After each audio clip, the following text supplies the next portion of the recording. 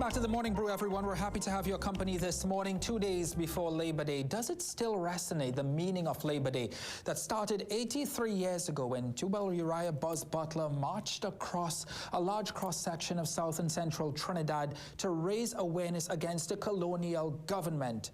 Does it still resonate with the people of Trinidad and Tobago? Have unions lost their relevance in this country? Have unions become too politically affiliated or too politically inclined? I want to welcome to the show this morning Nirvan Maharaj, who's the president of the All Trinidad General Workers Trade Union. He joins me now.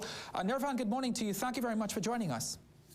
Good morning, a pleasant good morning to you and the viewers out there. Well, I'm going to say a happy early Labor Day to you as well, and I'm glad that you can join us to talk about Labor Day. I just want to start by asking you that very question that I sort of threw out there. The relevance of Labor Day in 2020, does it still hold? Yes, I think it's quite relevant actually. You must remember it's not a celebration as much as it's a recognition of the battles fought, the victories won, the battles lost, in order to gain the rights and privileges that workers enjoy today. It's essential that we understand our history, because if we don't understand the history, certainly we will be condemned to repeat it. And it is because of the struggles of the labor movement, even from the 19th century coming forward, that you have things like maternity benefits, minimum wage, sick leave, casual leave, annual vacation leave, overtime, 8 hours work for 8 hours pay, workmen's compensation. So all the rights and privileges that we enjoy today are as a result of the struggles of the labor movement of the past. And I think even today it's even more relevant, especially in a global economic crisis, plummeting oil and natural gas prices, and of course, a world filled with COVID-19 pandemic. And so unions have become even more essential today, I think. Yeah, it's going to be very different this time around because there won't be any large crowds marching from Rienzi Complex in Central to Faizabad. Instead, it'll just be 34 people, two from each trade union across Trinidad and Tobago. Correct.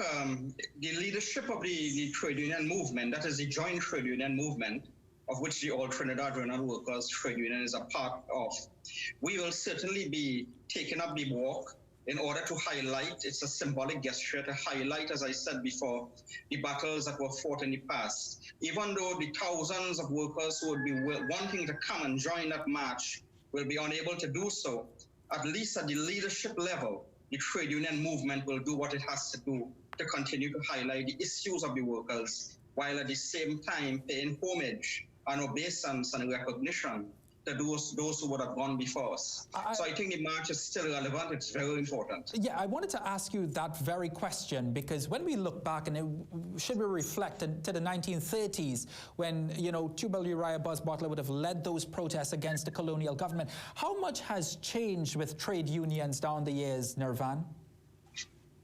Well, I don't think much has changed in terms of the underlying concepts and principles of ensuring proper terms and conditions for workers and ensuring workers get their just due. Maybe the methodology may have changed in that today you may have a lot more diplomacy, compromise, understanding, negotiations leading towards collective agreements rather than simply protesting against colonial authorities and protesting against the Masters and Servants Act, where you could be working today and be fired tomorrow. So there's no doubt that the trade union movement would have gained many rights and privileges for workers. But today the dynamics have shifted a bit, where in my point of view, my personal point of view, we have to find a way to ensure company survivability, to ensure worker employability, even more so now in the world today. So not much has changed in terms of the principles of the movement, which is do the best we can for the workers. But certainly the method by which we achieve those things would have changed as a result of course, labor legislation, the Industrial Relations Act, the Retrenchment and Severance Benefit Act, and of course the other pieces of legislation that we would have fought for and gained. Let me just say before I complete this point, we have to always be ever vigilant because those rights and privileges we won by battle can easily be taken away, of course, by policy and reform. So the trade union movement must always keep its eye on what is happening in the country. Are trade union leaders strong like the ones of yesteryears? to stand up to politicians, to stand up to corporate TNT? Certainly, I think we are. Like I said before, the dynamics have changed in that many times workers are not fighting to get initial rights, many of which were earned before. What sometimes we do is to fight to get an enhancement on the rights and privileges that we have today in order to accommodate a changing world dynamic. I mean, today what you are seeing because of the COVID-19 pandemic is that many employers are using this as an excuse. Some may be justified, others are not, using it as an excuse to cut the labor force, to get workers to do multitasking, to do 2 and 3 jobs outside of the realm of what they were hired to do. Many tricks of the trade are being perpetuated by employers. Right now, for example, my own union, we are dealing with temporary layoffs that certainly, in my own point of view, is not justified at this point in time, relating to the particular dynamic of the company I'm dealing with. So we have to be ever vigilant. What is the All Trinidad General Workers Trade Union doing in this post, or at least as we head to this post-COVID-19 era? Because there have been a number of complaints among employers, or at least from employees, about employers, going against certain acts, going against certain policies and rules. We ensure on a daily basis, and in fact we monitor it almost on an hourly basis, what is happening in our branches. We engage in a lot of diplomacy, we engage in a lot of negotiations. We are willing to compromise, as I'm sure the employers are. When you represent private companies and you don't represent the majority of your companies are not government, where workers, because of the rules and regulations, for example, may not be easily terminated. You have a situation where when you represent private companies, you have to walk a very thin line, as I said before, in ensuring that the companies survive, that workers could be employed. And I see it as my duty, firm and unflinching, to ensure that my workers at the end of the month could have a job, could pay their loans, their mortgages, take care of their children, put food on the table. And therefore, in my own point of view, I always tend to go on the side of diplomacy and compromise that is mutually beneficial to both parties, both the employer and the workers as well. I think that is the only way we could survive in this COVID-19 world, where you must have that understanding of the implied and expressed obligations of both the employer and the employee.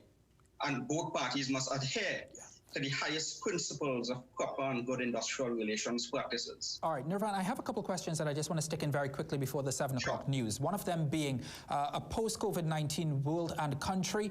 What role and how big is the role of trade unions? It's very big, actually, because we have to be there to keep monitoring the work environment to ensure that workers are not taken advantage of. In a post-COVID-19 world, any policy or programs implemented by a government or employers that adversely affect the working class becomes the problem of the trade union movement. And therefore, we have to be even more vigilant in a post-19 world. COVID-19 world.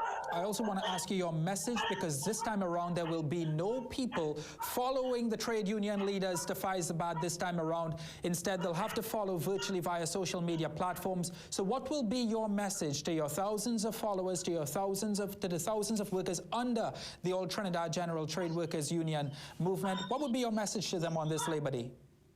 My message to them is to understand that the trade union movement is there to protect you. And it is better to be protected than not be protected.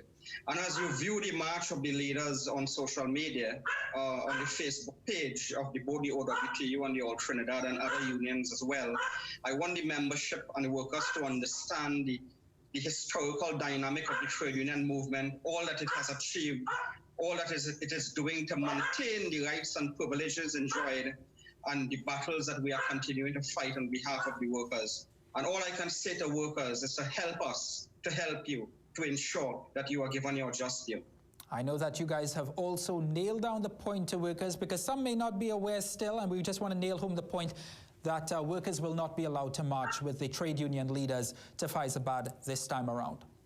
No, certainly not.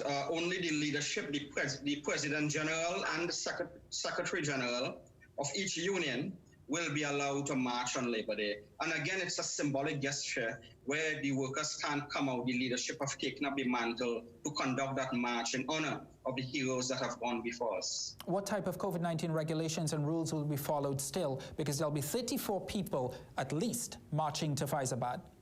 We will be following all social distancing protocol, hand sanitizers, masks, etc. We are being guided by the Ministry of Health. We are being guided by the police, the Commissioner of Police. So I think we have everything in place. As the motorcade that would have gone on last Saturday ran very smoothly. We had an excellent motorcade from Renzi Complex to Charlie King Junction very efficiently, and I suspect the same will happen on Labor Day, where with the proper social distancing and adhering to the proper regulations, all should run smoothly. All right, Nirvan, Maharaj, thank you very much for joining us this morning. Happy Labor Day to you. Thank you very much for having me. It's a pleasure. Take care. President General of the All Trinidad General Workers Trade Union, Nirvan Maharaj, talking to us this morning, 2 days before Labor Day. We're going to take a quick break for the 7 o'clock news. When we come back, July 1st could be a blackout across health facilities across Trinidad and Tobago. It will be a huge, huge blow to a very important sector. When we come back, we've got the president of the Registered Nurses Association and Eddie Stewart talking to us about this.